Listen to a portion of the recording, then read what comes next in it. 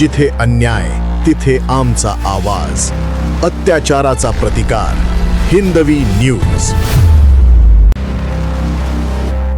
छत्रपती संभाजीनगर येथे भारतीय वाहन खरेदी विक्री संघटनेच्या वतीने प्रादेशिक परिवहन अधिकारी यांना विविध तांत्रिक अडचणींबाबत निवेदन देण्यात आले. संघटनेच्या म्हणण्यानुसार गेल्या 15 ते 20 दिवसांपासून वाहनांच्या ऑनलाईन फी भरण्याची प्रक्रिया सुरळीत होत नसून 2HP संदर्भातील एकही ऑनलाईन व्यवहार पूर्ण होत नाही. त्यामुळे वाहन खरेदी विक्रीच्या व्यवहारांमध्ये मोठा अडथळा निर्माण झाला आहे. याशिवाय अनेक वाहनधारकांच्या आरसीवरील मालकाचे नाव आणि आधार कार्डवरील नाव जुळत नसल्यामुळे ऑनलाईन सेवा बंद पडत असून नागरिकांना वारंवार हेलपाटे मारावे लागत आहेत. या तांत्रिक समस्यांमुळे वाहन खरेदी विक्री व्यवसायावर तसेच सर्वसामान्य वाहनधारकांवर मोठा परिणाम होत असल्याचे संघटनेने निवेदनात नमूद केले आहे. या सर्व अडचणी तातडीने दूर करून ऑनलाईन सेवा पूर्ववत सुरळीत सुरू कराव्यात, अशी मागणी भारतीय वाहन खरेदी विक्री संघटनेने प्रादेशिक परिवहन अधिकाऱ्यांकडे केली आहे. यावेळी रमेश बंग, अमोल सोनवणे, कादिर मामू, रिजवान भाई, सफराज भाई, नईम भाई, ईज भाई आणि विलास कोरे यांच्यासह संघटनेचे पदाधिकारी उपस्थित होते. या आताचे जे निवेदन माझ्याकडे आलेलं आहे याच्यामध्ये नव्याने वाहन प्रणालीमध्ये जे अपडेट बदल करण्यात आलेले आहे त्या अनुषंगाने काही नव्या अडचणी निर्माण झालेल्या ज्या होत्या त्याविषयी ह्या संघटनेने ह्या निवेदनाद्वारे मला काही गोष्टी सांगितलेल्या आहेत. त्यातल्या माझ्या स्तरावरील काही विषय आहेत ते मी माझ्या कार्यालयातील अधिकाऱ्यांच्या द्वारे त्यात काही पर्याय सोल्युशन निघत असेल त्याच्याबद्दल आम्ही त्यांना आश्वासन दिलेलं आहे. त्याशिवाय ज्या तांत्रिक बाबी आहेत ज्या सॉफ्टवेअरमध्येच मुळात कायद्याने केलेल्या आहेत तर त्याविषयी ज्या प्रॅक्टिकली अडचणी निर्माण झाल्या त्याविषयी आम्ही NIC ला लेखी पत्राद्वारे ते करून यांच्या अडचणी तिथे मांडणार आहोत. शासनाने फेसलेस ट्रान्झॅक्शन होण्यासाठी हे अपडेट वाहनमध्ये केलेलं आहे. तर आपल्याला सगळ्यांना साधारणपणे ज्या शासनाने केलेले अपडेट आहेत ते फॉलो करावंच लागेल. त्याच्यामध्ये काही अडचणी ज्या आपल्या आहेत त्या आपण त्यांना जास्तीत जास्त कळवू शकतो, पण कायद्याच्या अनुषंगाने जे बदल त्यांना शक्य आहेत तेवढेच ते करू शकतात याची पण आपण जाणीव ठेवली पाहिजे. फेसलेस पद्धतीमध्ये आधार कार्ड ज्याचा मोबाईल नंबर लिंक आहे त्या ट्रान्झॅक्शनला काही अडचण येणार नाही. सध्या काही जुन्या वाहनांबद्दल अडचणी आहेत. आता हा एक ट्रान्झिशन पिरियड आहे, पण त्या अडचणी हळूहळू आपण सगळ्या जे तांत्रिक टीम आहे NIC ची त्यांच्याशी संपर्क करून जास्तीत जास्त अडचणी सोडवण्याचा प्रयत्न. मैं भारतीय वाहन संगठन का माजी अध्यक्ष। हमने सभी डीलर भाई हमारे औरंगाबाद शहर संभाजीनगर जिला यानी पूरे कम से कम 2000 लोग के ऊपर हमारे डीलर लोग हैं। तो ये डीलर लोगों का सब पेट पानी का सवाल है। और ये जो RTO की जो कुछ ये जो अड़चनी आ रही पेपर नाम पे ट्रांसफर करने की, वो अभी काटोड़े साहब बड़े प्रादेशिक परिवहन वाहन अधिकारी उनको हमने सब निवेदन दिया है। उन्होंने बोला है कि 7 दिन में तुम्हारे ये सब प्रश्न सॉल्व करेंगे। नहीं सॉल्व करे तो हम आगे क्या करना है, हमारे जो राष्ट्रीय अध्यक्ष है आरिफ खान सर, इनको पूछ के हम आगे क्या स्टेप लेने का है वो फिर हम आगे देखेंगे। तो अभी हम सब हमारे डीलर भाई सब लोग यहाँ पर उपस्थित हुए और सबने निवेदन दे के सब बहुत अच्छी तरह से उन्होंने RTO साहब ने हमारा निवेदन स्वीकार किया, इसलिए हम उनको तहे दिल से धन्यवाद करते हैं। और हम आगे उनसे अच्छे और ज्यादा में ज्यादा कोई किसी को तकलीफ न हो, सबका पेट अच्छी तरह से पले। मैं आपको सब धन्यवाद देता हूँ।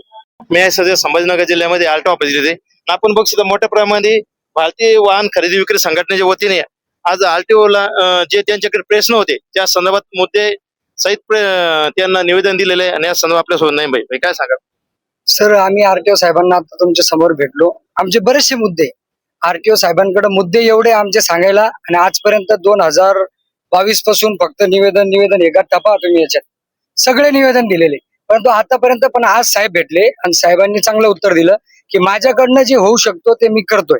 आणि जनतेचे प्रश्न आहे हे आपले काय घरचे प्रश्न नाही आणि साहेबांनी केले पाहिजे. आता आमची जी संघटना आहे, आमची संघटना असेल, बरेचसे लोक इथं आलेले आहेत, काही पदाधिकारी आहेत, काही सदस्य आहेत. आमची मागणी अशी आहे की ज्या कामामुळे जनतेला सवलत होईल असं काम प्रशासनाने RTO प्रादेशिक वाहन कार्यालयाने केलं पाहिजे. यासाठी आमची मागणी होती त्यांना की तुम्ही बिफोरला माणूस बोलवता, आम्ही आता मागं म्हटलो ते म्हणले जमणार नाही. ठीक आहे, ते नाही जमत बाबा, प्रत्येक वेळेस साहेबांनी सांगितलं हे जमत नाही, आम्ही म्हणलं ठीक आहे ते करू नका. परंतु याच्यात आता असे मुद्दे आहेत, 2012ला जी गाडी परिवहन खात्याने नावावर करून दिली, ते आरसी बुक कस्टमरच्या घरी गेला. मग ते कस्टमरनी स्वतः बनवलं की मी बनवलं की तुम्ही बनवलं? आता पत्रकार साहेब तुम्ही सांगा, तुमच्या नावावरती गाडी आहे, तुम्ही सांगू राहिले ही गाडी मी नईम निजाम शेख याच्या नावावरती करतो, तुम्ही OTP देऊ राहिले, सिग्नेचर करू राहिले, पुन्हा संध्याकाळी तुम्हाला फोन येतं, तुम्ही नाही 4-5 दिवसांनी तुम्ही नाही भाईला गाडी विकली का? तुम्ही जर चांगला असले तर ठीक, सटकेला असलं तुम्ही म्हणते नाही भाई 2000 देता की यांना नाही सांगू. जर RTO ला यांनी नाही सांगितलं की आमचे गेले का सगळे 2-4 लाख, याच्यासाठी त्यांना सांगितलं की तुम्ही 4-4 वेळेस पुष्टी करू नका. ज्या माणसाने OTP दिली, आधार कार्ड दिलं, त्या माणसाने गाडीच विकली ना, ते काय चोरून आणली, तर त्यांनी तर आता जबाब दिलाय.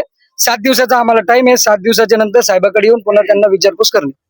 सर आता जे आहे ना, आम्ही आतापर्यंत सगळी संघटनेला तेच सांगितलं, जर 7 दिवसाच्या नंतर आपलं काम झालं नाही तर RTO ऑफिसमध्ये तसं हे गव्हर्नमेंट काम करत नाही, आम्ही सगळे कामकाज बंद करून टाकणार आणि आम्ही स्वतः इथे आंदोलन करून बसणार. कारण का आमचा जे विषय हे आमचं पोट पाण्याचा विषय, हे काय आपलं काय राजकारणाचा विषय नाही, याच्या मागे जाऊन त्याचा झेंडा घेत नाही, हे आमचे कामधंदे. आज सगळे लोक दुकान बंद करून आलेले, 20-20, 25-25 गाड्या सगळ्यांकडे आहे. तर त्यासाठी जर आमच्या पोटा पाण्याचा प्रश्न सुटला नाही तर आम्ही आंदोलन करणार. आता सध्या तुम्ही विचारल्याप्रमाणे आहे आमच्या कामकाजात झालं. दुसरा महत्वाचा विषय असा आहे की प्रत्येक कार्यालयात होत नसेल माहित नाही, परंतु आता RTO कार्यालयाच्या बाहेर काय चाललंय की RTOच्या कामासाठी माणूस एक तर परेशान होऊन येतो. तो आल्यानंतर काय होतं, त्यांनी गाडी लावली, पहिले तर आमचं यांना निवेदन आहे हे देणं आहे की तुम्ही पार्किंगला जागा द्या.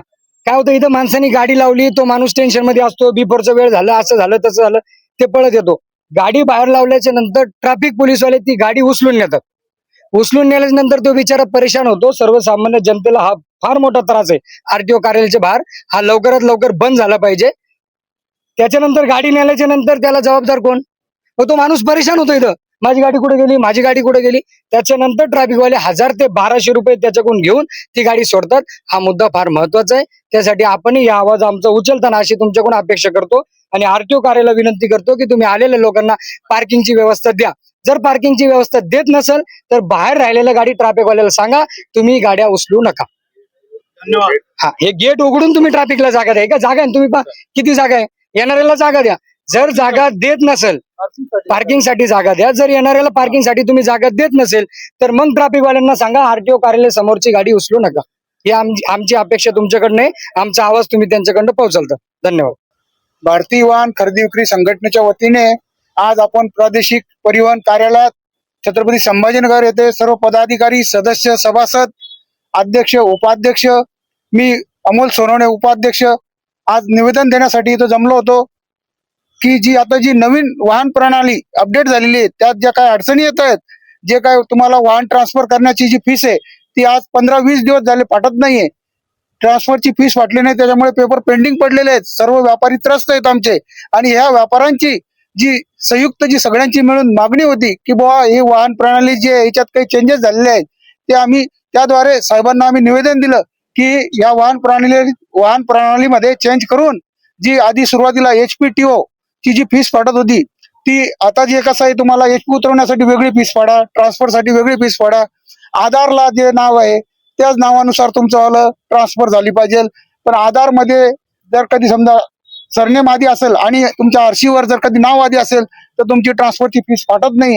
ही जी सर्वात मोठी अडचण आहे ती अडचण दूर करण्यासाठी आज आम्ही त्या RTO ऑफिस मध्ये सर्वांनी मिळून मुख्य RTO साहेब काटोळे साहेब यांना निवेदन दिलेलं आहे आणि त्यांनी आम्हाला 7 दिवसाचा टाइम दिलेला आहे.